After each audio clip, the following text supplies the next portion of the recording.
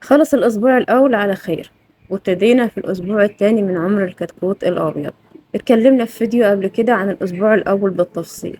الفيديو ده بقى هنتكلم عن كل حاجة فيه تخص الأسبوع التاني، عن الأدوية المهمة، درجات الحرارة المناسبة، متوسط الوزن، كل تفصيلة صغيرة تخص الأسبوع التاني. الأسبوع الأول ناس كتيرة جدا بتعرف الأسبوع الأول، عارفة أدوية التحضير على الأغلب. أغلبية الناس اللي هي بتربي وربت قبل كده، حتى اللي لسه أول مرة هيربي، بيروح عند البيطري بيستلم الكتكيت، بيديه معاه جرعة أدوية استقبال.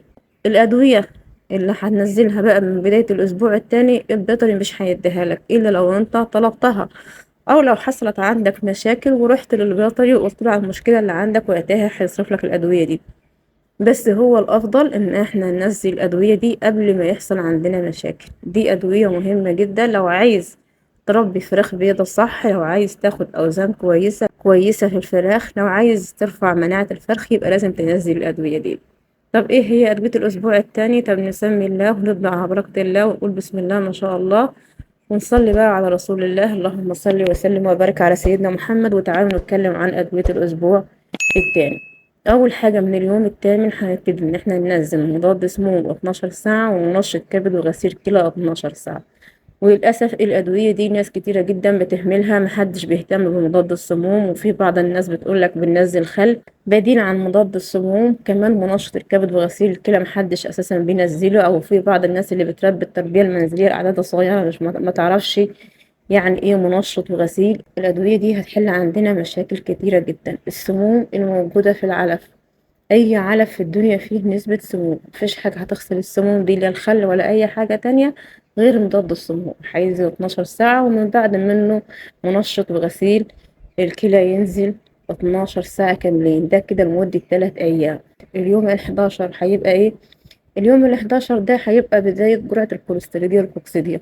وبرضه نفس الكلام، ناس كتيرة من اللي بتربي التربية المنزلية مش بتهتم بالجرعة دي ولا بتنزلها، إلا لو حصل عندها إسهالات بتروح تسأل على علاج وبنديها الجرعة دي. الجرعة دي هتنزل من اليوم ال11، سواء إذا كنت عندي مشكلة إسهالات أو ما عنديش. أنا بس هفصل 12 ساعة كده بالنهار هنزل فيهم مية عادية، وهبتدي من بالليل أنزل جرعة الكوليستيريديا والكوكسيديا. هيبقوا 12 ساعة كوليستيريديا و12 ساعة كوكسيديا.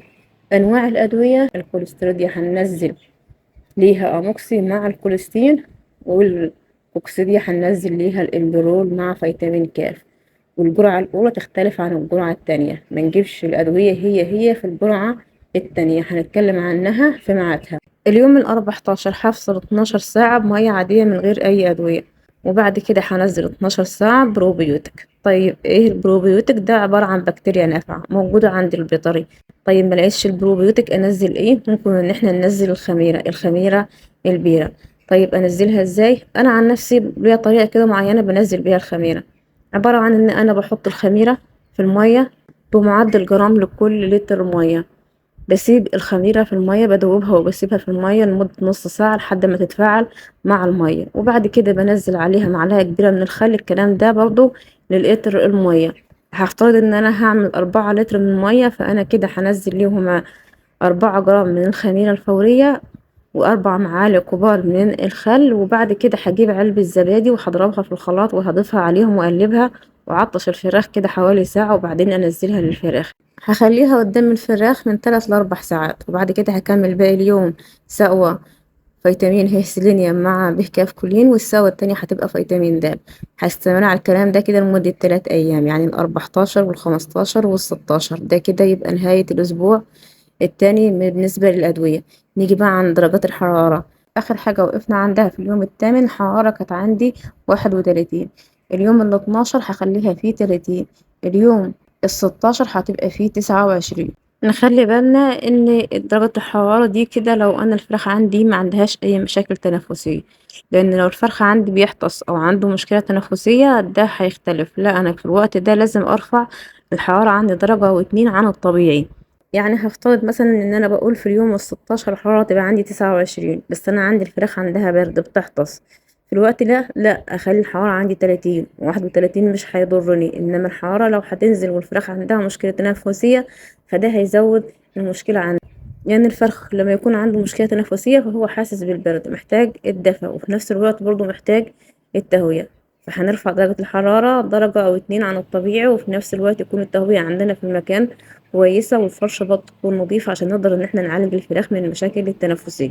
نيجي بقى عند التهوية. بالنسبة للتهوية فأنا لو شغال مغلق فشي طبيعي أنا في الوقت الحالي ببقى شغل عندي الخلايا والشفاط عشان الحرارة بتبقى عالية، طبعا مع الاحتفاظ بدرجة الحرارة المناسبة اللي أنا بتكلم عنها، إنها متنزلش عن الدرجة الطبيعية. بالنسبة بقى لو حد شغال مفتوح ما عندوش خلايا ولا شفاطات فطبعا لازم إن أنا أكون مفتح كل منافذ التهوية الموجودة. مش عايزة أطول عليكم مدة الفيديو، لو في أي حاجة أنا نسيتها ما اتكلمتش عنها وفي أي سؤال عند حد أي استفسار اتفضل اكتبه في التعليقات. ما تنسوش تحطوا لايك للفيديو وتشتركوا في القناة وتفعلوا زر الجرس. أشوفكم على خير في الفيديو الجاي.